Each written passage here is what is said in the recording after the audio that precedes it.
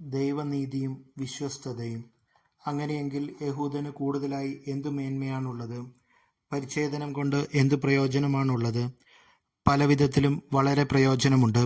ഒന്നാമത്, ദൈവത്തിൻ്റെ അരുളപ്പാടുകൾ ഭരമേൽപ്പിച്ചത് യഹൂദരെയാണ്. അവരിൽ ചിലർ അവിശ്വസിച്ചെങ്കിലെന്ത്? അവരുടെ അവിശ്വസ്തത ദൈവത്തിൻ്റെ വിശ്വസ്തതയെ ഇല്ലാതാക്കുമോ? ഒരിക്കലുമില്ല. എല്ലാ മനുഷ്യരും വ്യാജം പറയുന്നവരായാലും ദൈവം സത്യവാനാണ്. ഇങ്ങനെ എഴുതപ്പെട്ടിരിക്കുന്നു: അങ്ങയുടെ വാക്കുകളിൽ അങ്ങ് നീതിമാനെന്ന് തെളിയും, വിചാരണ ചെയ്യപ്പെടുമ്പോൾ അങ്ങ് വിജയിക്കും. എന്നാൽ നമ്മുടെ അനീതി ദൈവനീതിയെ വെളിപ്പെടുത്തുന്നുവെങ്കിൽ നാം എന്തു പറയും? മാനുഷികമായ രീതിയിൽ ഞാൻ ചോദിക്കട്ടെ, നമ്മുടെ നേരെ കോപിക്കുന്ന ദൈവം നീതിയില്ലാത്തവനെന്നോ? ഒരിക്കലുമല്ല.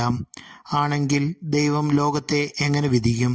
എൻ്റെ അസത്യം വഴി ദൈവത്തിൻ്റെ സത്യം അവിടുത്തെ മഹത്വം വർദ്ധിപ്പിക്കുന്നതെങ്കിൽ എന്നെ പാപി എന്ന് വിളിക്കുന്നത് എന്തിന്?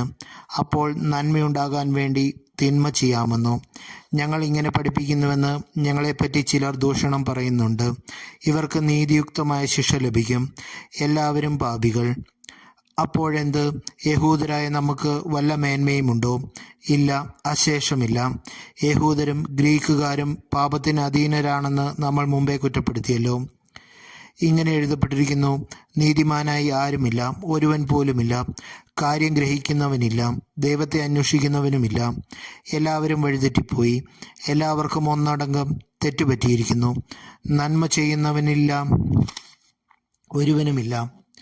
അവരുടെ തൊണ്ട തുറന്ന ശവക്കുഴിയാണ്. അവർ തങ്ങളുടെ നാവ് വഞ്ചനയ്ക്ക് ഉപയോഗിക്കുന്നു. അവരുടെ അധരങ്ങളുടെ ചുവട്ടിൽ സർപ്പവിഷമുണ്ട്. അവരുടെ വായ് ശാപവും കയ്പും കൊണ്ട് നിറഞ്ഞിരിക്കുന്നു. അവരുടെ പാദങ്ങൾ രക്തം ചൊരിയാൻ വേമ്പുന്നു. അവരുടെ പാദങ്ങളിൽ നാശവും ക്ലേശവും പതിയിരിക്കുന്നു. സമാധാനത്തിൻ്റെ മാർഗം അവർക്കറിഞ്ഞുകൂടാ. അവർക്ക് ദൈവഭയമില്ല. നിയമത്തിൻ്റെ അനുശാസനങ്ങളെല്ലാം നിയമത്തിന് കീഴിലുള്ളവരോടാണ് പറയപ്പെട്ടിരിക്കുന്നതെന്ന് നമുക്കറിയാം. എല്ലാ അധരങ്ങളെയും നിശബ്ദമാക്കുന്നതിനും ലോകം മുഴുവൻ ദൈവത്തിൻ്റെ മുമ്പിൽ കണക്ക് ബോധിപ്പിക്കുന്നതിനും വേണ്ടിയാണ് ഇത്. നിയമം അനുഷ്ഠിക്കുന്നത് കൊണ്ട് ഒരുവനും അവിടുത്തെ സന്നിധിയിൽ നീതീകരിക്കപ്പെടുകയില്ല. നിയമം വഴി പാപത്തെക്കുറിച്ച് ബോധമുണ്ടാകുന്നുവെന്നേ ഉള്ളൂ. നീതീകരണം വിശ്വാസത്തിലൂടെ.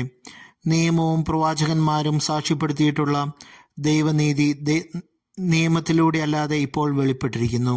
ഈ ദൈവനീതി വിശ്വസിക്കുന്ന എല്ലാവർക്കും ആരെന്നുള്ള വ്യത്യാസം കൂടാതെ യേശുക്രിസ്തുവിലുള്ള വിശ്വാസം വഴി ലഭിക്കുന്നതാണ്. എല്ലാവരും പാപം ചെയ്ത് ദൈവമഹത്വത്തിന് അയോഗ്യരായി.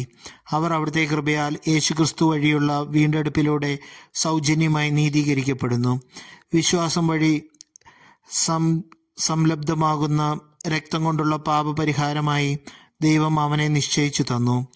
അവിടുന്ന് തൻ്റെ ക്ഷമയിൽ പഴയ പാപങ്ങളെ അവഗണിച്ചുകൊണ്ട് ഇപ്പോൾ തൻ്റെ നീതി വെളിപ്പെടുത്താനും അങ്ങനെ താൻ നീതിമാനാണെന്നും യേശുവിൽ വിശ്വസിക്കുന്നവനെ നീതീകരിക്കുന്നവനാണെന്നും തെളിയിക്കാനുമാണ് ഇപ്രകാരം ചെയ്തത്. അതുകൊണ്ട് നമ്മുടെ വൻപു പറച്ചിൽ എവിടെ? അതിന് സ്ഥാനമില്ലാതായിരിക്കുന്നു. എന്തടിസ്ഥാനത്തിൽ? പ്രവൃത്തികളുടെ അടിസ്ഥാനത്തിലോ? അല്ല, വിശ്വാസത്തിൻ്റെ അടിസ്ഥാനത്തിൽ. എന്നാൽ നിയമാനുഷ്ഠാനം കൂടാതെ തന്നെ വിശ്വാസത്താൽ മനുഷ്യൻ നീതീകരിക്കപ്പെടുന്നു എന്ന് നാം അനുമാനിക്കുന്നു. ദൈവം യഹൂദരുടേതു മാത്രമാണോ? വിജാതിയരുടേതുമല്ലേ? അതെ, അവിടുന്ന് വിജാതിയരുടെ ദൈവമാണ്. എന്തെന്നാൽ ദൈവം ഏകനാണ്. അവിടുന്ന് പരിച്ഛേദിതരെയും അപരിച്ഛേദിതരെയും അവരവരുടെ വിശ്വാസത്താൽ നീതീകരിക്കും.